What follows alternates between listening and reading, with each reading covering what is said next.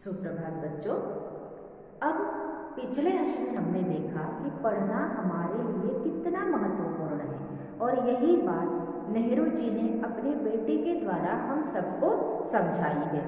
तो वे अपने बेटी को हमेशा प्रेरणा दिया करते थे कि तुम्हें अगर पूरी दुनिया का हाल पता करना है, इतिहास पता करना है, तो पढ़ना बहुत ज़रूरी है। जितनी जानकारी वो दे सकते हैं उतनी देंगे, मगर इसके अलावा अगर उन्हें पूरी जानकारी प्राप्त करनी है तो उन अगले अन्य देशों का इतिहास पढ़ना बहुत ज़रूरी है।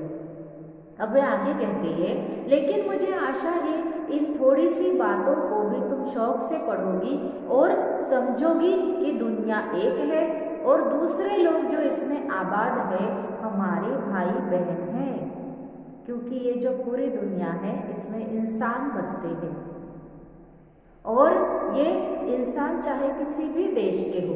नेहरू जी समझाते हैं कि हम सब समान हैं क्योंकि हम सब ईश्वरीय देन हैं और इसीलिए हमारे देश के साथ साथ हमारे देश में हमारे भाई बहन हैं, उसी तरह से दूसरे देश के जो लोग हैं वो भी हमारे भाई बहन ही है। जब तुम बड़ी हो जाओगी और तो तुम दुनिया और आदमियों की हाल मोटी मोटी किताबों में पढ़ोगी। जब तुम बड़ी हो जाओगी, तुम्हें अगर पढ़ना है तो उनका जो इतिहास जो किताबों में लिख चुके हैं तो वो इतिहास तुम किताबों में पढ़ सकती हो, उससे तुम्हें आनंद मिलेगा और उतना किसी कहानी या उपन्यास में भी ना मिला होगा, क्योंकि जो जिनको पढ़ने की इच्छा होती है उन्हें कथा कहानियों के अलावा जो आनंद मिलता है, कथा कहानियों से भी ज़्यादा आनंद मिलता है दुनिया का इतिहास पढ़ने में। यह तो तुम जानती हो कि धरती लाखों करोड़ों वर्ष पुरानी है और बहुत दिनों तक इसमें कोई आदमी न था। अब यहाँ पर आदमियों का वास क्यों नहीं था? क्योंकि मैंने बताया था पिछले एक पाठ में कि पहले ये जो धरती है ये आग का गोला थी और इसका तापमान इतना ज़्यादा था, इतना अधिक था कि यहाँ पर कोई पेड़ पौधे पशु पक्षी या इंसान के वास करने का कोई सवाल ही नहीं उठता था। गर्माहट के कारण तपती धरती पर कोई जीव जंतु कैसे उत्पन्न हो सकता है? आदमियों से पहले सिर्फ जानवर थे। अब ये जो आग का गोला थी, ये जो हमारी धरती पृथ्वी, तो ये धीरे धीरे धीरे शांत होती गई और सबसे पहले यहाँ पर आए सिर्फ जानवर, और जानवरों से भी ऐसा एक समय था कि यहाँ पर कोई भी जानदार चीज़ नहीं थी। जानदार अथवा अर्थात जीवित कोई भी जीवित वस्तु यहाँ पर नहीं थी, क्योंकि इसके उच्च तापमान के कारण। आज जब यह दुनिया हर तरह के जानवरों और आदमियों से भरी हुई है, उस जमाने का ख्याल करना भी मुश्किल है जब यहाँ कुछ नहीं था। अब सोचो कि जब यहाँ कुछ नहीं था तब ये पृथ्वी कैसे दिखती होगी? ये भी एक सोचने वाली बात है। तो नेहरू जी कहते हैं कि जानवरों से पेड़ों से पेड़ पौधों से भी पहले यहाँ पर जब कोई चीज़ नहीं थी तापमान के कारण, तब ये धरती कैसे दिखती होगी? लेकिन विज्ञान जानने वालों और विद्वानों ने, जिन्होंने इस विषय में खूब सोचा है, पढ़ा है, लिखा है कि एक समय ऐसा था कि धरती बेहद गर्म थी। अब यहाँ पर जीवित क्यों नहीं था कुछ भी?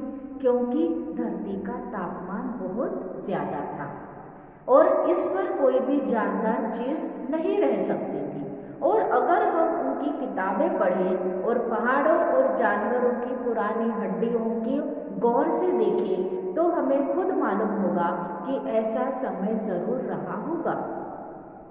जो पुरातत्व शास्त्र है, पुरातत्व विभाग अर्थात जो पुरानी चीज़ों से इतिहास मालूम करते हैं, तो उन लोगों ने यहाँ पर जो पुरानी जानवरों की हड्डियाँ उन्हें मिली थी, तो उससे पता चलता है कि यहाँ पर जानवर थे और यहाँ पर तापमान के कारण शायद हो सकता है कि धीरे धीरे वो जीवित जो था वो नष्ट हो गया होगा और तापमान जैसे जैसे जैसे वो ठंडा होता गया धरती का, वैसे वैसे जीव सृष्टि की उत्पत्ति होती गई।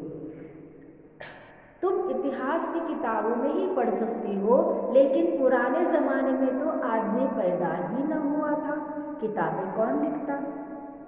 अब उस समय का इतिहास हमें पता क्यों नहीं है? क्योंकि उस समय आदमी पैदा नहीं हुआ था, और बगैर इंसानों के इतिहास कौन लिख सकता है? तो नेहरू जी कहते हैं कि उस समय ना तो लिखने के साधन थे।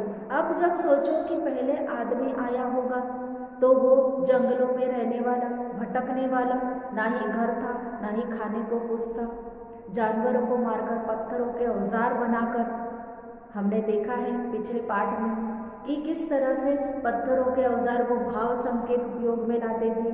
धीरे धीरे धीरे फिर क्या हुआ कि औजार बनाने के लिए उन्होंने लोहे का प्रयोग करना शुरू कर दिया, और इस तरह से धीरे धीरे धीरे वो शिकार करके फिर जानवरों को मारने लगे। उसके बाद धीरे धीरे औजार जैसे ही आए, उन्होंने खेती करनी शुरू कर दी। तो इस तरह से मानव दिन प्रतिदिन अपनी प्रगति करता गया।